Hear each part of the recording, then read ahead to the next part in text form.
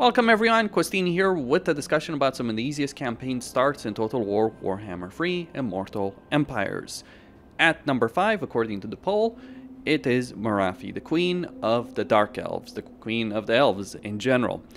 In general, the Dark Elves have pretty strong campaign starts with the exception of Malekith. That's because they have powerful lords, a pretty good unit roster available from early on, even if you don't have access to a Black Arc in the form of Dark Shards and Dread Spears being pretty effective early game units. Yes. One could argue the High Elves have a better choice of units with Spearmen and Archers at Tier 1, and that would be true, but the Dark Elves certainly benefit a lot from early game aggression. But even by the standard of the Dark Elves, Morathi is something else. First off, she starts with the ancient city of Quintex. Now, this is going to give her a growth benefit and an income from all buildings in the province she's in, going all the way up to 10%.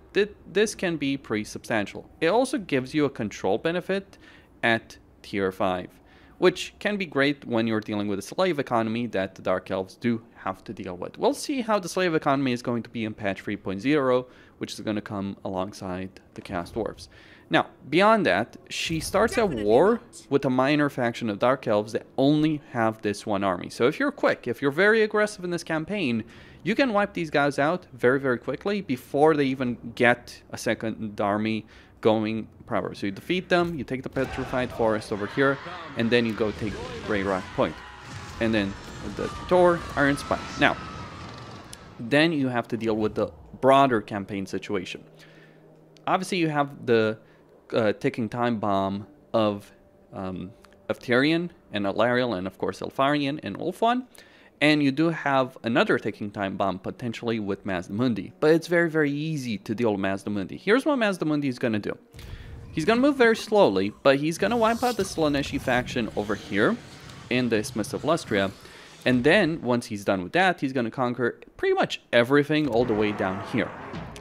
And he's going to become one of the most powerful factions in the game. Now, he doesn't really like you, but you do have pretty good historical relations with him, as well as a non-aggression pact with him that will give you a pretty decent diplomatic situation early on.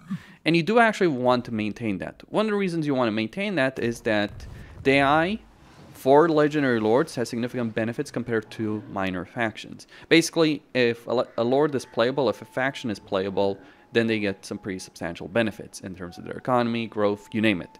So Mazdamundi is always going to win this situation against all the minor factions. It might take them a good amount of time, but don't underestimate them. So what you do is you take Petrified Forest, you get on turn 1. On turn 2 you take Grey Rock Point. You also recruit a Lord here at the Petrified Forest, and you get 2 units of Dark Shards on that Lord. You take this army, you move to encircle Tor. You force march Morathi here to Tor. You transfer the units to that second army. You take the settlement. Now, this faction will always get another lord in one of the settlements they'll control, with the exception of Petrified Forest, because you'll take that. So what you do, it might be in Grey Rock Point, it might be in Iron Spike, it might be in Tor. If it's an Iron Spike, then you're actually going to have to face some units. You're going to have to face a more substantial battle. If it's in Tor, you won't face any real opposition.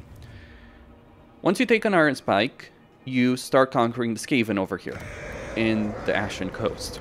Now, the territory here isn't great for you, with the exception of Iron Spike. So, what you do is you take the settlement with Morathi's army. Your second army stays at home, it plays defense. Actually, your second army should just move basically to the border here and start recruiting Dark Shards with shields, because you should be able to recruit them pretty quickly. You also get 2 masters. One you give to Morathi, the other one you give to the secondary army. And your secondary army keeps moving here. You sell the territory to Mazdamundi as you move out of it, and that should be enough to form a military alliance. You emerge here, you make a deal with Katep, you take out the Sisters Twilight, and you emerge as one of the more powerful factions. It is ridiculously easy to go here. And Morathi should just keep heading north, while your secondary army and your first Black Arc should start building Black Arc Corsairs, a lot of them, and eventually take out this Dark Elven faction here. There's multiple choices, but basically you have opportunities to actually conquer Ulfwan with ease, depending on which difficulty you're playing on and how well are Nakari and Noctilus doing.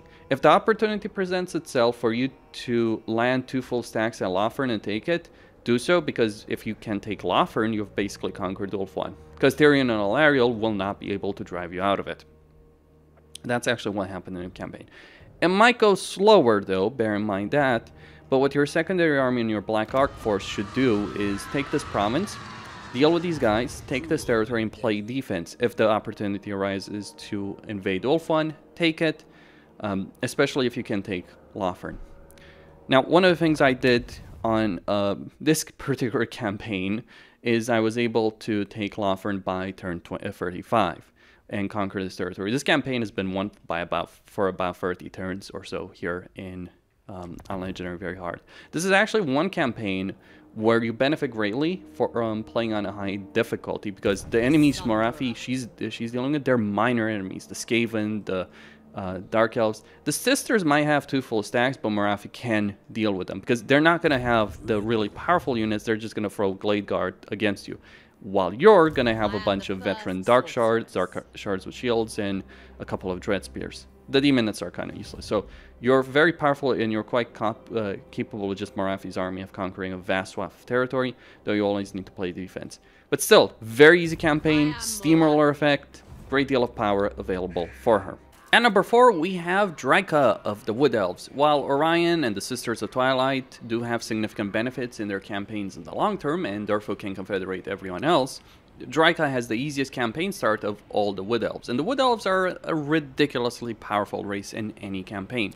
They don't care about growth, they can just grow their settlements. It certainly takes a good amount of time, but they don't care about growth for their main settlement buildings. They instead use growth for their minor buildings that can also give them more growth when it comes down to it. My advice, go for Trapper's Den. Now, what makes Drycha so absolutely ridiculous? Well, she gets a minus 10% upkeep for Tree Spirit units. She does have a 10% upkeep increase for Elven units, but she doesn't necessarily care too much about Elven units, though you can certainly benefit from having some Glade Guard in her army. Though she starts with the Glamour effect, because basically the Elven units are being mind controlled. Though you can remove it, you can remove the effect, or basically just keep the leadership benefit, reduce the negative effects by going with her special skill line. Now, here's the thing. Drycha starts with the Waystalker, which is a bit of an interesting decision. I guess they didn't want to give her a branch rate from the very start. Her army is ridiculous as it is. She has a lot of effects in a battle. Like, just look at all of the things that she has over here when we're talking about her, like Fanatical Resolve, like giving them significant melee attack and base weapon damage to allies in range. Fanatical Resolve 1. Like, it's just really ridiculous. Her entire army is Malevolent Dryads, Tree Men, and Treekin that have Frenzy. She is insane in what she can do in terms of army abilities, buffs, and debuffs from the very start. In her army, like her regular Dryads with their Frenzy, they're capable of doing a good amount of damage. They're pretty decently armored units, like 60 armor, high leadership. You'll smash anyone in your path with just Dryads. Like, I'm not joking. Any other faction that surrounds you, it can be Vlad, it can be Azak, who, by the way, are not easy legendary lords. You can defeat them with ease. Hell, you might just out-resolve your way to victory. I'm not exaggerating in any way, shape, or form when it comes to this campaign. And it gets even worse for Drycha's enemies. At tier 2, and you start at tier 2, you can get tribal stones. So you can start recruiting Treekin, and you get major upkeep benefit with Treekin. So 2 turns in, you're going to be able to start recruiting these guys. Now, I've talked about how Treekin are really powerful. I've talked about how Drycha is really, really powerful in her campaign, and a video dedicated to that. Suffice it to say, Treekin are one of the most ridiculously overpowered units in the game right now. They don't necessarily do as much damage as some other units, but units that can beat Treekin are like tier 3, tier 4. You can get them at tier 2, and you can afford them. You also start with 1 Amber. Generally speaking, to get Amber, you need to do a ritual around the tree. Starting with that, well, it's basically compensation for the fact you're not going to start with the Oak of Ages. Don't worry, you can invade and take it. You're going to have to kill Orion in this particular campaign anyway. At least him. Now, with that, you can get the Wisdom of the Pine for a more significant upkeep benefit and construction time benefit. Though, of course, there are other things you could get over here. There are certainly some very nice and substantial benefits that you can get all around the board, like casualty replenishment while in foreign territory. But I personally would go with the upkeep benefit. It gets ridiculous when you start thinking what you're talking about. So you get the cheapest treekin, the most powerful treekin, and you can recruit them really quickly in your campaign. This campaign is ridiculous. And you only start that war with a minor Skaven faction that I'm wondering why they exist. Well, more time, I guess. And the Ostermark. The Empire's not going to be able to stand up to you. Plain and simple. So you wipe all of these guys out, you take the territory, because you want to get the growth for the Griffinwood. That can be a bit of an issue without the Oak of Ages. But you start doing that, you get the money, you sack the settlement, you take them over, you get the growth buildings. You may get some Glade Guard as well. You might get the building that allows you to recruit Glade Guard, and you smash with an army of Dryads, Treekin, Treemen, and Glade Guard against anyone that opposes you, specifically the Ostermark. You take over this entire territory. Once you do that, you have a lot of choices in your campaign. Do you ally Vlad to annihilate the Empire? You can. They won't be able to stop you. Do you instead throw a full stack or a couple of units of Treekin at Vlad and watch them wipe out his entire army with ease while you just AFK in a corner? No problem. Do you go after Azag and annihilate him with ease? You can do so. You can do that as well. That's the beauty of this campaign. You are far stronger than anyone that surrounds you, and you will annihilate them. I'm not just saying you'll defeat them. I'm using the word of annihilation quite literally. Another thing Drycha can do in her faction, it gets even better, she can get aspects for her tree spirits. So the Treekin, which are already ridiculously powerful by default, the malevolent version who have frenzy, you can give them armor. Oh, they're not doing enough damage against infantry, increase that. Oh, you're disappointed by their armor piercing. Okay, sacrifice a bit of their physical resistance, but give them 12 armor piercing damage. It is absurd what power you have. Now, I personally don't think Treekin need more damage or speed, so what I generally go with is 20 armor.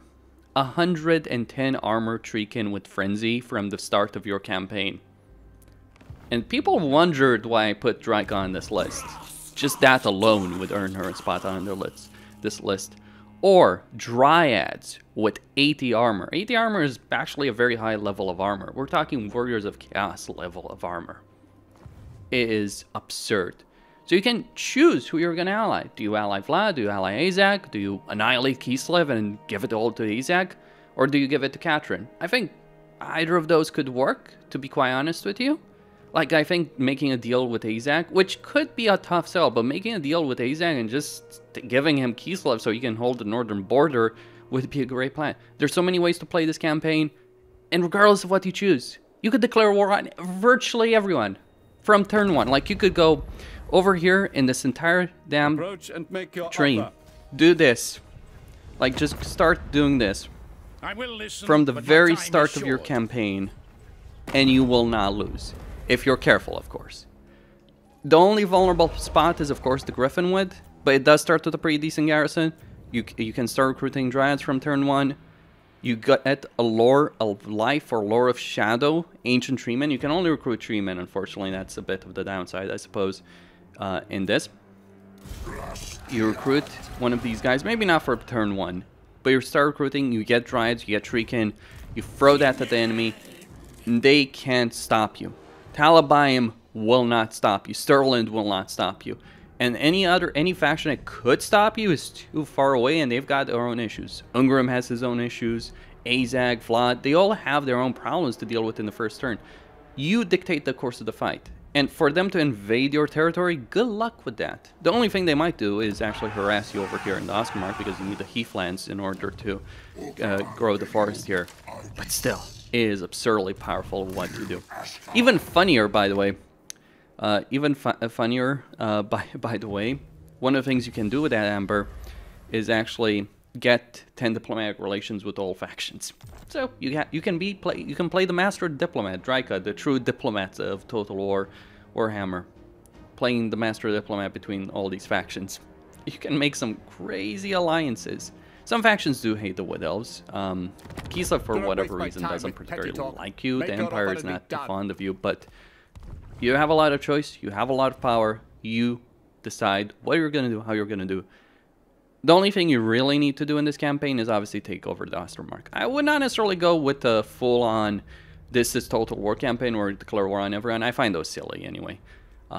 Because you're going to suffer from loss of growth over here, but you could make it work. Make no mistake on that. And number 3, we have Arkhan the Black of the Tomb Kings. Now, Tomb King campaigns can generally start a bit slow because you're usually limited to only one army. You're also limited in the kind of units you can recruit until you get the structures for them. Arkhan the Black is basically, I hate that rule book, so you tore it to shreds and threw it in the fire. Basically, he starts with an extra army. So turn 1, here's what you do. You auto-resolve the battle here. You can, by the way. You take your army, auto-resolve it, you auto-resolve the settlement battle on any difficulty. You won't lose a single unit, you may suffer some casualties, but you get casualty replenishment as a post-battle option. So you take that, you take the settlement here, you got an entire province from turn 1. And what you can do in this settlement, you do it here, not in Sorcerer Islands, but what you do is you recruit your second army. And with that second army, you start globally recruiting, specifically skeletal spearmen. For Arkhan, we would obviously get crypt ghouls, dire wolves, and fell bats. That's the second way he breaks the rule, because he has a structure in any settlement where he can get these units: crypt ghouls, dire wolves, fell bats, and at tier 3, he can also get a unit of hex wraiths. Tomb Kings don't pay for recruitment. Arkhan having the structure in itself is such a significant campaign advantage that it's laughable that he gets an extra army capacity to begin with. Yes, a lot of people don't like him. Cetra is at war with him from the very start, but it ain't a difficult start. Like, even you could take the army away and it wouldn't necessarily affect Arkhan all that much. It would just slow him down a bit. But just having these units is significant benefit, because these units, while not great, are certainly better than having just the skeletal spearmen and warriors that you might be able to recruit. And you can, of course, recruit every other unit in the Tomb King roster. The first thing you want to do is get the open graves over here to start getting the Hekara warriors, and then eventually Tomb Guard. That's what you do. And you'll have an entire province. Now, granted, it's not necessarily the best province, because it will have 2 ports, which will obviously limit what kind of buildings you can get over here. And Arkhan can have a bit of a control issue on Legendary Hard, but you auto-resolve this battle. You recruit a bunch of units locally, you do a bunch of global recruitment to them. On turn 2, you have a choice. The choice is as follows. You can move Arkhan to take out Rapans on turn 2. Now, this depends on what Rapans has done. She can either turtle up in Kofar and start recruiting units. You might face a substantial battle. She's always going to defeat this army. She might turtle up in Kofar. You can wipe her out on turn 2. Or you can move Arkhan's army. Or actually, it's turn 3. On turn 3, rather. I apologize. On turn 3, you move over here and you take out Baron Tegan. You just move very, very quickly. You take it out. You take Mederic. And then the turn after that, you should build a structure here. Specifically, I would recommend you get the basic income structure, and you sell that to the dwarves. Now, the dwarves over here already feel predisposed towards you, so you could always get the non-aggression pack very, very quickly, and you can get good diplomatic relations with them. It's only a -20 version they feel towards you, so you can bribe them. You take Mederic, you take Rapans out the following turn. You should have a full stack on their Arkhan. Keep recruiting units. Be very aggressive with recruiting units early on in your campaign. You take Rapans out. You take the Strigos Empire. It's a minor faction. It's Vampire Gaunt's minor faction. It won't do much as an ally. You could ally them, but you don't want to. You take them out. You will encounter Sartosa by this point. You make a trade agreement to Sartosa. You make a trade agreement to the dwarves. And then everything's open to you. You have one of the best defensive points in the entire game over here, because your provincial capital is here in the south. The ports, they're pretty close to each other, so even if an army lands next to them, you can always hop from one port to another to defend if you're seeing a naval invasion force. And the factions you start closest to on the naval side are factions that actually do like you. Luthor Harkon over here does like you. Sartosa does like you. So you're safe. Then you moved into the Cracked Lands with 2 full stacks. You conquered the Cracked Lands, because these guys, you move very aggressively in this campaign, because you have 2 armies, Cetra, the Tomb Kings, they only have 1. You conquer all of this, you take Xandri. The only substantial fight you're going to fight here are your quest battles and Rapans' army here. These guys may have a lot of units, but they're going to be peasant units, they won't be able to stand up to you. You conquer this entire province, you take the Great Desert of Araby, you move from battle to battle to battle. A recommendation would be, by the way, to get the Casket of Souls as quickly as possible. It's a really, really powerful artillery unit. You just need to recruit 20 units and you can get one. Then also get the Great Incantation of Petra to give you an Necrotect at level 3. Do this as quickly as possible so you can get more advantages out of it. Eventually, you take the Cracked Lands. Volkmar was likely going to declare war on you. You want to take the Great Desert of Araby, take the Black Pyramid of Nagash, do your quest battles, or at least some of them. Take out Khemri. I would recommend raising the Great Pyramid of Nagash to the ground and using the Necrotech to get it tier 3. Because it starts at tier 3, by the time you take it, you're not going to take it at tier 3, basically. And you don't want, and its growth can be slow. Besides, the main benefit of this is at a higher level. And since it's a settlement in a single province, actually growing it can be a bit of an issue. That's how you use your Necrotech, you deal with Cetra, you deal with Volkmar. You may also vassalize the dwarves. How? Like, this is the thing, you can vassalize factions via diplomacy as a Tomb King. How do you vassalize the dwarves? Well, there are two ways. You can either just start bribing them, giving them more and more money, eventually they'll like you enough to do it. Though more often not, it's by selling territory. So, you take the Great Desert of Araby. It has the structure at tier 1 that a lot of factions value greatly. So, selling this alone, you could even vassalize Rapance if you really wanted to be quite blunt about it. Like, fight the dwarves, because you can. You can throw 2 armies at them and deal with them. And maybe sell the territory to Rapance, who may like you enough to accept being your vassal. Though, typically speaking, taking this province for yourself is probably better, and Rapance is not necessarily the best vassal. I know, because I've done this before. You can also take the Great Desert of Araby, and after giving her the mountains, or you can take the mountains for yourself for the trade resources. You want to trade, you can benefit from it. You can sell the Great Desert of Araby. It has a great structure at tier 3 for Ushapti and Ushapti with bows, recruitment capacity, but it's also worth a lot diplomatically. Hilariously enough, if, say, Volkmar is taken here, like, you could just decide to, okay, let's not advance against Rapance, move south, take the Great Desert of Araby, build a structure, and you can encounter Volkmar. By the way, despises you. Hilariously, though, this Great Desert is so valuable that you might trade it to Volkmar for the settlement and also diplomatic vassalization. It is hilarious if that happens, but it can happen. I don't think Volkmar is necessarily the best vassal. And then you just conquer all of Khemri, put it under your thumb. You do have to deal with tic-tac-toe, but no one's going to stop you. You start with 2 armies. You can get 3 within 15 turns. You obviously should go for canopic jars whenever possible, whenever it's reasonable to increase it via the mortuary cult. So that's 4 that you can get relatively quickly, let's say 20 turns. And then there's the Books of Nagash. 1 book, like the books will always spawn in the same location, but effects will be randomized. So the 5th book, in this case, spawned over here, way to the north. But if you can get it to spawn right here in this rogue army, you can get 4 armies within 15 turns. And you can also just like start researching this, and then stop with 1 turn left to go, and then start researching the 4th dynasty, the 5th dynasty. The ridiculous power that that you have as Arkhan is insane. Like, you could basically start researching every dynasty, then almost finish it, and then just finish them all one after another.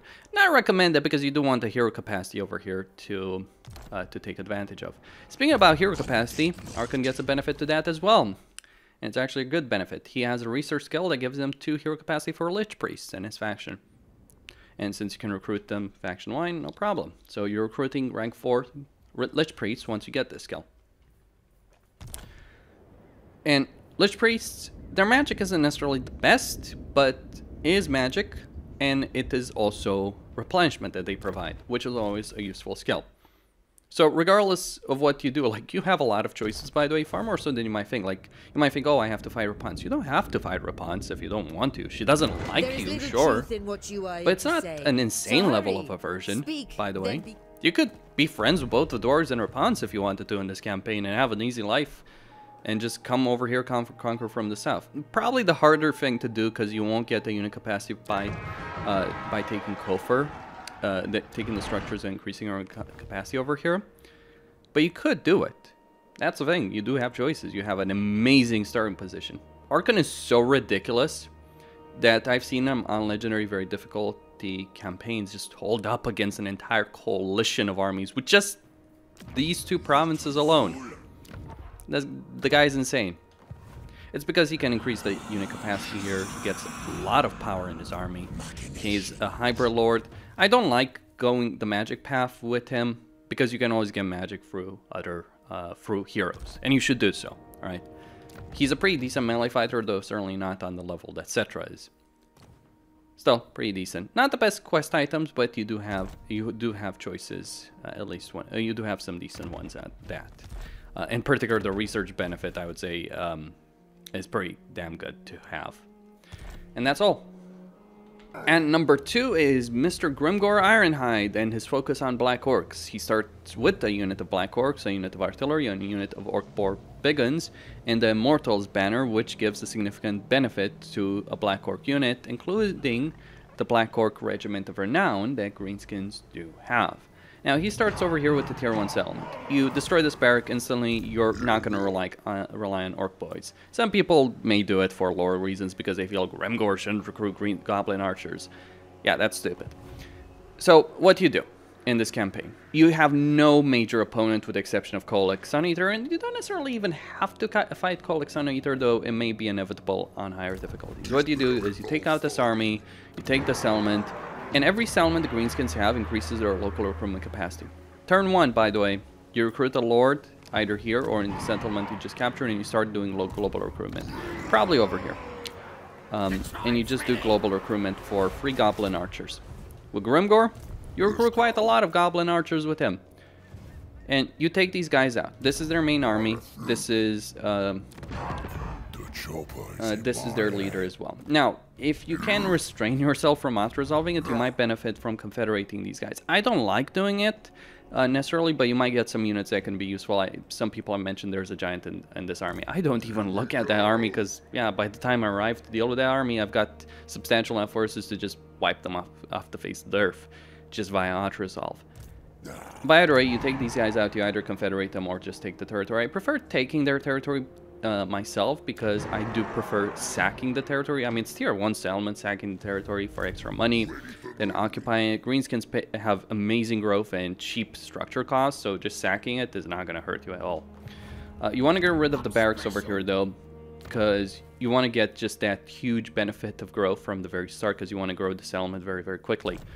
But you take this province, you may take the granite spikes or ignore it, because the ogres will take the granite spikes. Like, you might want to ignore it, depending on what you decide to do. You keep recruiting units with this lord. With your main army, you get a full stack, maybe even more troops, and then you go after Kholek. He may be powerful, but you're going to throw 30 units on him. You may declare a war on him and throw 60 units against him. No problem. You wipe out Kholek with sheer numbers. The best situation is if you can bait him and either leaving the challenge zone, so declaring war on him, putting a vulnerable army in his path, and having an army in ambush stand so you can lure him in, and then wiping him out. Or just basically being the green tide to attack Dark Fortress with 2 full stacks and just annihilate him. Once he's done, you have no other opponent. That's what makes this campaign start very, very easy. Some people struggle with Kholek for whatever reason, to which my reply is, yeah, Kholek can be strong, but it's like, you're the Greenskins. You have one of the fastest unit recruitment capacity in the entire world. You get a ridiculous amount of money from sacking settlements. Use it. Throw so many Goblin Archers that he's going to be a pincushion. He's not going to be able to stop you. Hell, Grimgor might win the duel against Kholek himself, because Grimgor is a ridiculously powerful duelist. Then what you do, you take the challenge zone, you sell it to Dolgan, you annihilate the ogres, all that good stuff. And then you declare war on everyone and conquer them. No one's gonna stop you. There's no one that can stop you. No joke. The Greenskins here? No. The ogres? No. Greases? No. Gorst? Maybe. But by the time you arrive, you have 6 full stacks, and it's like, what is Gorst gonna do? Throw 6 full stacks of zombies against your Goblin Archers? You might win that engagement, by the way, too. So you can just conquer all the way to the southern part of the mountains more. Be careful about the Greenskins, vampires, all that, but no major faction exists to challenge you. The only challenges are like Archaon over here, Emmerich to a certain extent, the campaign factions who have their hands full with a lot of things on their plate. Eventually, Xiao Ming is going to wake up and realize you're just about to devour him. You don't want to evade Cathay as Grimgor. So if you can make a deal with Cathay, that would actually be for the best. Maybe give them some of this territory over here. March over the Darklands and just invade the Badlands. Conquer the Dwarves. Beat the crap out of Skarsnik. If Skarsnik has somehow managed to survive and build an empire, cute. Beat him. Take his empire for yourself. You might want to rush to try and save Azak, though, because Azak will get himself wiped out, so it might be in your interest to take these provinces, deal with Kolek, take this settlement here, and march for the Darklands, and then go after Azak. Of course, this campaign plan is kind of gonna disappear within the foreseeable future once they add the Chaos Dwarves very quickly. But either way, you do have a lot of possibilities as Grimgor. Gonna be an interesting situation on this campaign. It's gonna be once they add the Chaos Dwarves. My personal perception, though, is if they add the Chaos Dwarves and they don't change this particular... Well, maybe they add another settlement to this particular province, but then that's great. Even more opponents for Grimgor to annihilate. Like, what are they gonna add? Astrogoth in this? It's like, go ahead. Make my day. That's all I'm gonna say. It's like, oh, Astrogoth. Meat is on the menu. When it comes down to it. I fully expect that to happen, by the way. When it boils down to it. Hell, your campaign plan is Grimgor. Once they add the Chaos Dwarves, it might just be like, okay, I defeat this army, I take the settlement, I recruit a lot of Goblin Archers, and then I just make Astrogoth the pincushion, and then go deal with everything else. And finally, and number one, with 60% of the votes, it is Archaon the Everchosen. What is there to say about Archaon? He starts with 3 Chaos Warriors, one with Halberds, a Chaos Spawn, a Chaos Knight of Tzeentch, Hellstriders, and 2 Marauders. You can also get an extra Marauder unit and a Chaos Warhound. And by the way, this army might be a bit crazy, because it is a keeper right here, right? Well, you can just ignore it. If you want to have an easy time, just take the Riding Fortress, and then dare Slaanesh to try and attack you, because you have a Hell Cannon and a Regiment of Renown waiting for you when you get to level 2. Like, once Archaon gets to level 2, you can get the Swords of Chaos Regiment and Renown, and he can also get the Hell Cannon the moment he captures a settlement. Any settlement, really. You just need a settlement to get the Gifts of Chaos as ability to recruit. I'd probably recommend defeating this army, just extra money. Use the Halberds to deal with the Keeper. Or you switch these guys out instantly to Halberds. Or great weapons. Either works. You deal with the Keeper of Secrets, you take the Riding Fortress, they won't be able to stop you. And then you ignore Slaanesh, because that's what you do, Slaanesh. You just ignore them. They are irrelevancy. Hell, your vassal over here, you'll get very quickly, will be able to... deal with Slaanesh on their own, funnily enough. You march west, you take over this monolith, you give it to another vassal, you get the Tongue as a vassal, you take the Howling Citadel, or you make a beeline, or you take the settlement and then make a beeline for Boris Ursus's capital. That could be a tricky proposition, because Boris Ursus is going to start trying to take that monolith quickly. What you ideally want to do in this campaign is... you want to avoid Boris's army, take the Tower Torment, which he's going to gain on turn 1, and then you force vassalization on him. Congrats, you got the Legendary Lord as a vassal from the first few turns of the campaign. Or you have to fight his army, annihilating him, then gaining him as a vassal, then gaining the Howling Citadel as Dark Fortress, with the potential of making this Khorne faction a vassal. Then you keep expanding west, further and further west, getting Sigvald, getting Valkia as vassals, maybe heading into Norsca, making Azazel as, well, not a vassal, confederating them. Meanwhile, you might want to build a secondary or tertiary army, or 2 other armies to make Kolek a vassal. He might only control the Challenge Stone. So just show up, take the garrison out, he won't even be there, take him out. Take Village, take Cafe. You have so many choices in this campaign, it's not even funny. You have a ridiculously powerful starting army, a ridiculously powerful lord, significant faction benefits. It's absurd. Archaon is one of the easiest, if not the easiest campaign in the entire game. It is a campaign you can genuinely auto-resolve on virtually every difficulty, one way or another. Or you might have only a handful of fights on Legendary very hard that might be able to stand up to you. That's it. Like, Boris is the only guy with an actual army that can defeat you, and that's because he does have some pretty powerful units at the start. That's it. By the time you encounter any serious opposition, you'll be far stronger than them. Oh, Malus Darkblade is such a powerful lord. Yeah, but he does tend to get involved in too many fights on higher difficulties, so his army gets weakened. So you take him out, you capture dark fortresses, you move in Agarond, you force Sigvald and Valkia to bend the knee, confederate them, and then build armies for both of them and let them force Malekith to bend the knee. Or do that with Archaon while sending Sigvald and Valkia on the mission east. Slaanesh and Khorne working together. Get the Zazel, get Village, get all of the legendary lords of Chaos because of the Forced Confederation. Get Be'lakor to bend the knee, as is his proper place. There's not really much to say. Warriors of Chaos are ridiculously easy right now. They're ridiculously easy because their Dark Fortress sites are some of the most formidable fortresses in their game. Their towers are capable of doing a good amount of damage. And Archaon's starting Dark Fortress is one of the most secure locations in the game. It's not a corner, like some other really safe starting positions may be, but it might as well be. Any invading army has to walk through a lot of the Chaos Wasteland to get to you, taking damage from the Chaos Wasteland and the Corruption at the same time. Even for the AI, which gets significant benefits to attrition, has a pretty tall order. So you have to struggle to lose this campaign. I don't even know how you could lose this campaign unless you're like just deleting your armies and keeping your Dark Fortress at tier 1. Maybe then, eventually after like 40 turns, someone will attack you. But outside of that, no. If you're actually playing this campaign, I think it's as close to impossible to lose this campaign as any campaign in the game. Ridiculous power over here. Not much really else to say. Certainly not a detailed accounting that I've given for some of the other legendary lords over here. Just powerful army, get Marauders, upgrade them in Chaos Warriors, eventually get Chosen, and aspiring champions. Maybe even Forsaken if you want to cast Spawn. That's it. Costin here signing out. Don't forget to subscribe, like, and enable notifications, and stay tuned for more. Next up, I'll be looking at the second Cast Dwarf preview that recently came out.